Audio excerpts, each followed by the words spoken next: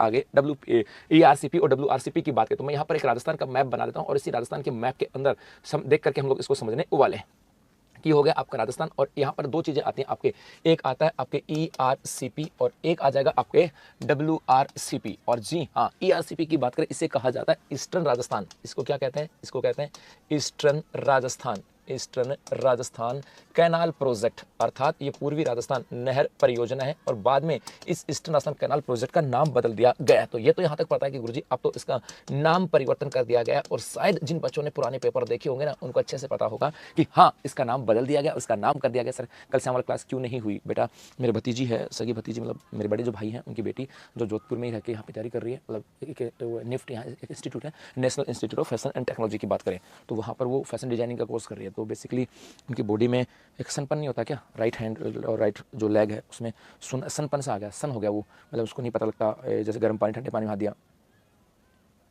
है ना तो उसको नहीं पता लगता। तो ये है थोड़ा सा, इस चक्कर में मुझे कल पूरे दिन हॉस्पिटल था, आज भी अभी बस ये क्लास लूँगा उसके बाद मैं सीधा भाग जाऊँगा वापस हॉस्पिटल, देखता हूँ शाम तक क्या होती स्थिति। ये था मेरे बच्चे। तो अब भाई भैया वो तो घर पे थे, तो ये थी बेटा, और तो कोई इशू नहीं था जी। तो नाम परिवर्तन, इसका नाम परिवर्तन करके कर दिया राम जल सेतु, इसका नाम कर दिया राम जल सेतु लिंक परियोजना, राम जल सेतु लिंक परियोजना। अब प्रश्न यहां से आता है कि गुरुजी ये है क्या? बेसिकली इसकी यदि बात करें तो हमारे राजस्थान में यहां से होकर के एक नदी गुजरती है और इस नदी का नाम है चंबल नदी। ये जो नदी है इस नदी का नाम है चंबल नदी। अब इस चंबल नदी की कुछ सहायक नदियां आती हैं, इस चंबल नदी की कुछ सहायक नदियां आती हैं, जैसे इधर से मिला दी हम लोगों ने, कुछ सहायक नदियां मिला दी। और ये जो सहायक नदियां है ना, इन सहायक नदियों के पानी बारिश के दौर में इस सहायक नदियों में पानी आता है और उस पानी को स्टोरेज करके, उस पानी को रोक करके और यहां पर उसके बाद में इसका सिंचाई परियोजना में यूज करना और जल परियोजना में यूज करने के लिए काम आ जाता है सब जी। ये बात यहां से आ जाती है। सर्कल क्लास क्यों नहीं आई? करंट अफेयर्स की बेटा बताया ना मैंने जी। मेरी भतीजी है ना, उनकी थोड़ी सी क्या है तो चिंता का विषय, यदि वो मामला बिगड़ता है तो बहुत चिंता का विषय है। तो मेरी सगी भतीजी के थोड़ा सा है मतलब, हाँ मतलब भाई और करे तो किसी के भी हो तो जाना पड़ता है ना जी। आ जाओ। तो चंबल और इसकी कुछ सहायक नदियां हैं और इन सहायक नदियों के पानी को जोड़ करके और यहाँ पर नए बांध बनाना और उस पानी को स्टोरेज करना ताकि इन फ्यूचर यहाँ पर उसके बाद में उसका सिंचाई परियोजना में विकास किया जा सके। तो यहाँ पर एक आता है जो ERCP, एक तो नाम परिवर्तन, दूसरा गुरुजी इसका उद्देश्य क्या है? इसका उद्देश्य था कि चंबल की सहायक नदियां, चंबल की सहायक नदियां, अब चंबल की सहायक नदियों की बात कर रहे हैं और चंबल की सहायक नदियों में कौन कौन सी आएगी ये इंपॉर्टेंट है। चंबल की सहायक नदियों की बात करें तो गुरुजी चंबल की सहायक नदियों में आती कौन कौन सी है ये बड़ा इंपॉर्टेंट है।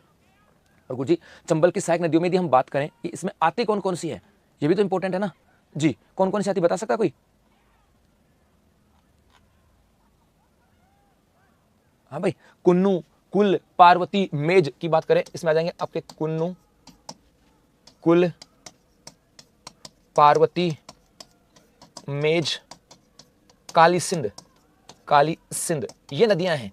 तो चंबल की सहायक नदियों को आपस में जोड़कर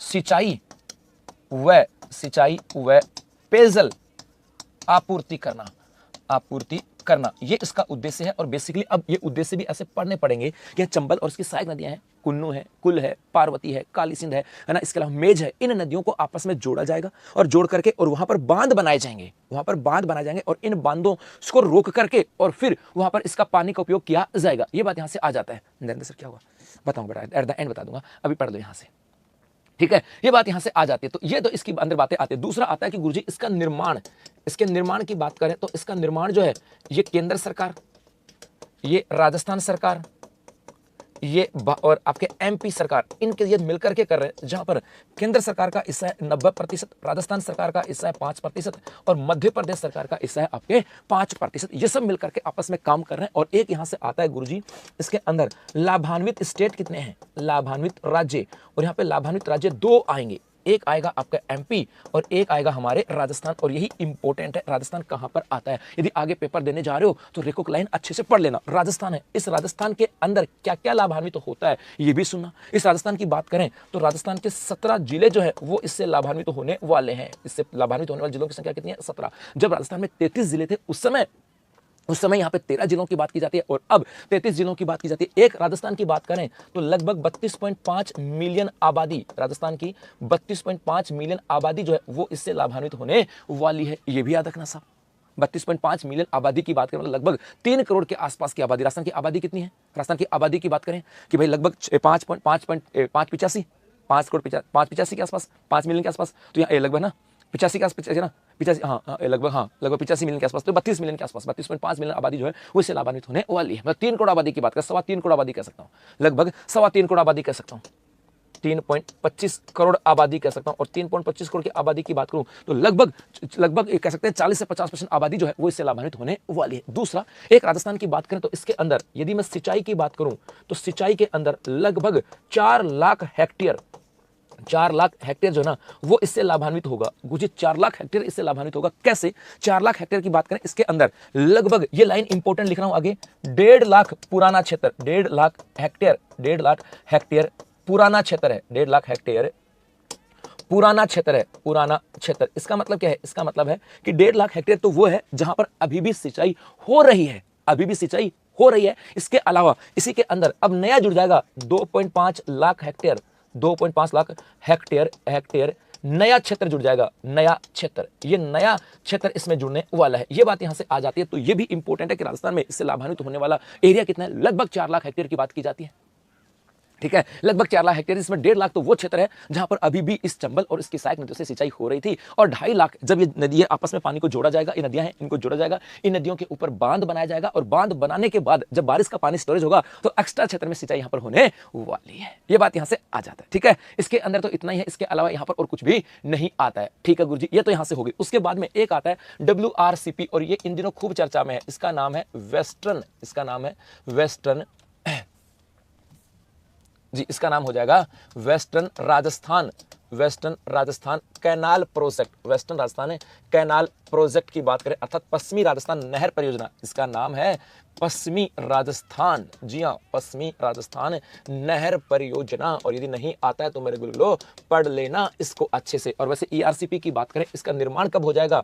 इसका निर्माण हो जाएगा 2051 तक, 2051 तक इसका निर्माण हो जाएगा। अभी 2026 है और ये कहा गया कि लगभग 2051 तक पूरी बन जाएगी। अब यहां से आता है गुरुजी वेस्टर्न राजस्थान कैनाल प्रोजेक्ट की बात करें, पश्चिमी राजस्थान कैनाल प्रोजेक्ट, ये क्या बला है? ये कुछ नहीं भाई, सिंपल सी कहानी आती है। बेसिकली इसको लेकर के कहानी आती है कि यहां पर एक तिथि आती है 10 फरवरी, एक तिथि आती है 10 जनवरी 1966, 10 जनवरी 1966 की बात कर रहा हूं। 10 जनवरी 1966 को हमारे यहां पर एक समझौता होता है, और यही पर्सन अब आने लगे, ऐसे पर्सन, चाहे टीचिंग एग्जाम में बैठो, चाहे किसी में एग्जाम बैठोगे, वहां से आ जाएगा वेस्टर्न राजस्थान को लेकर के कौन सी परियोजना सही है, कौन सा कथन सत्य आता है। तो 10 जनवरी 1966 की बात करें, एक समझौता होता है, और ये समझौता होता है किस किस के मध्य? ये समझौता होता है राजस्थान और गुजरात के मध्य, राजस्थान और गुजरात के मध्य। और इस समझौते में क्या कहा गया? इस समझौते में कहा गया कि गुजरात सरकार से कहा गया कि यहां पर कि माही बजाज सागर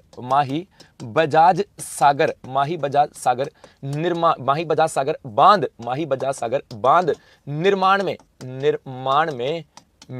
राजस्थान 55% योगदान देगा, 55% योगदान देगा। अर्थात इसका मतलब है, और आप लोग जब राजस्थान में पढ़ते हो ना माही बजाज सागर परियोजना, तो उसमें पढ़ते नहीं क्या कि भाई 50% हिस्सा किसका है? राजस्थान का, और 45% हिस्सा किसका है? गुजरात का। ये तो अच्छे से पढ़ते हो, पढ़ते नहीं पढ़ते? माही बजाज सागर की बांध करें, और इसमें खूब पढ़ते हो कि माही बजाज सागर बांध के अंदर राजस्थान का हिस्सा कितना आता है? 55%, और गुजरात का हिस्सा कितना आता है? 45%। और यही सरकार ने कहा था 10 जनवरी 1966 को कि माही बजाज सागर बांध के निर्माण के अंदर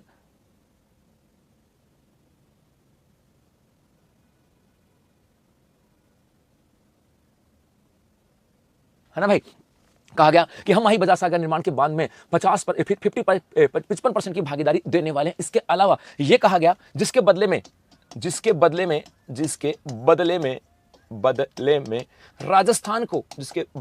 राजस्थान की बात करें, इस राजस्थान को क्या मिलेगा भाई? राजस्थान फोकट में पानी क्यों देगा? तो कहा इसके बदले राजस्थान को 40 टीएमसी पानी की सहमति बनी, 40 टीएमसी पानी की सहमति, पानी की सहमति, इसका मतलब ये हुआ सहमति। इसका मतलब था कि हमारे यहां से होकर के एक नदी आती है जिसका नाम था माही नदी। इसका नाम क्या है? माही नदी। और ये जो माही नदी थी इसके ऊपर यहां पर एक बांध बनाया गया जिसका नाम था माही बजाज सागर बांध। और इस माही बजाज सागर बांध के निर्माण में सरकार ने कहा कि 55% का योगदान हम दे देंगे, बदले में आप हमें 40 टीएमसी पानी दोगे। बदले में हमें क्या दोगे? 40 टीएमसी पानी की सहमति बनी। बस ये कहा गया था कि पानी कब मिलेगा? ये कहा गया था कि जब नर्मदा का पानी खेड़ा गुजरात पहुंच जाएगा उसके बाद में हमें पानी मिलेगा। लेकिन यहां पर एक चीज रखना, ये पानी लिख देता हूं मैं, सहमति, ये पानी माही का पानी, ये पानी माही का पानी खेड़ा गुजरात तक पहुंचने पर राजस्थान को मिलेगा। गुजरात तक पहुंचने पर राजस्थान को मिलेगा, राजस्थान को मिलेगा। बात को समझना, यहां पे क्या कहा गया? मिलेगा। इसका मतलब था, मैं एक नया चित्र बनाता हूं कि जैसे ये भारत का नक्शा हो गया जी, ये भारत का नक्शा हो गया यहां पर, और ये हो गया हमारा राजस्थान जी, और यहां पर हो गई आपके माही नदी।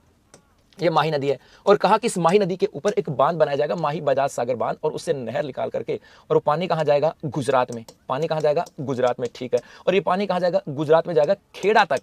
कहां तक जाएगा? खेड़ा तक। और जैसे पानी खेड़ा में पहुंच जाएगा उसके बाद में यहां पर जो 10 जनवरी 1966 को समझौता हुआ था, उस समझौते के तहत जो 40 टीएमएम पानी था ये राजस्थान को मिलने लग जाएगा। मतलब जिस दिन माही नदी का पानी खेड़ा गुजरात तक पहुंच जाएगा उस दिन, नहीं बेटा राजस्थान का 45% ये नहीं बेटा कुलदीप, बांध जो एग्जैक्ट जो ये हुआ ना आपके समझौता हुआ उसमें 55% है। गुलगुले पढ़ ले आराम से, ठीक है भाई जी, पढ़ ले मेरे बच्चे यहां से, है ना। आ जाओ। तो यहां पर कहा गया कि पानी, माही का पानी खेड़ा गुजरात तक पहुंचने पर राजस्थान को मिलेगा, ये कहा था। तो अर्थात ये 10 जनवरी 1966 को समझौता हुआ, उसमें कहा कि माही बजाज सागर निर्माण, बांध निर्माण में हम 55% का योगदान देंगे, बदले में 40 टीएमसी पानी हमें दिया जाएगा। और ये पानी मिलेगा कब? जब नर्मदा का पानी आगे खेड़ा तक पहुंच जाएगा, पूरी प्रोसेस हो जाएगी, उसके बाद हमें पानी मिलेगा। लेकिन अब क्या हुआ? और ये पानी मिलेगा, और उसके बाद में कहा गया कि पानी को अब इस पानी को क्या किया जाएगा? पानी को 350 मीटर कैनाल कह दो, metre, sorry 350 kilometre, 350 kilometre, metre में तो क्या होगा?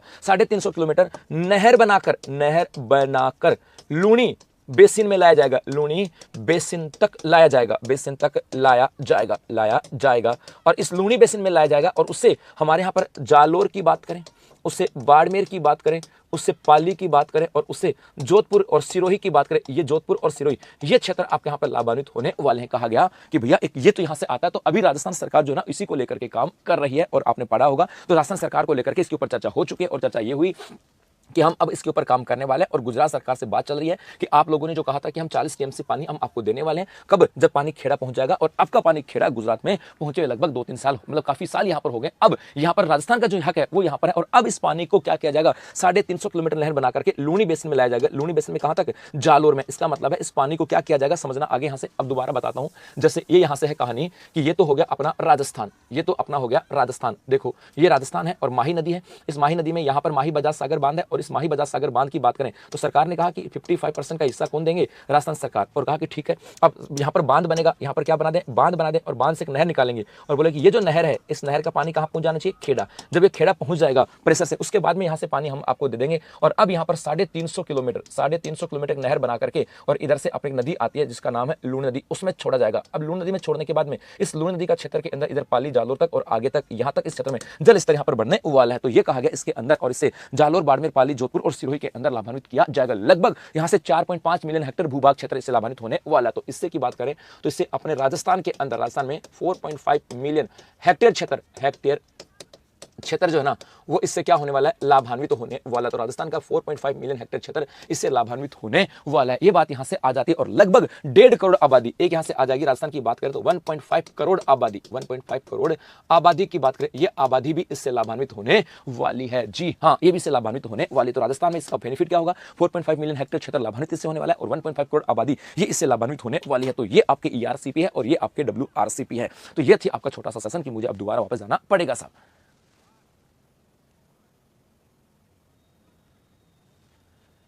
क्या कहा? ये कौन आगे? चौहान जी क्या कहा? मैंने जिस दिन बिना झगड़ा सोल्व किए सोल्व किए जाते ना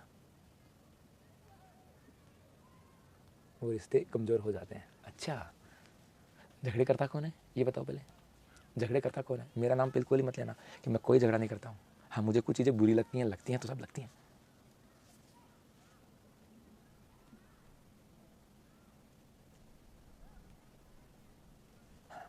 जी, ये बात है, ठीक है। और अब कल से क्या करेंगे, अब यहां से बता दूं आपको, मैंने आपको कहा था ना कि आपको एक सरप्राइज है।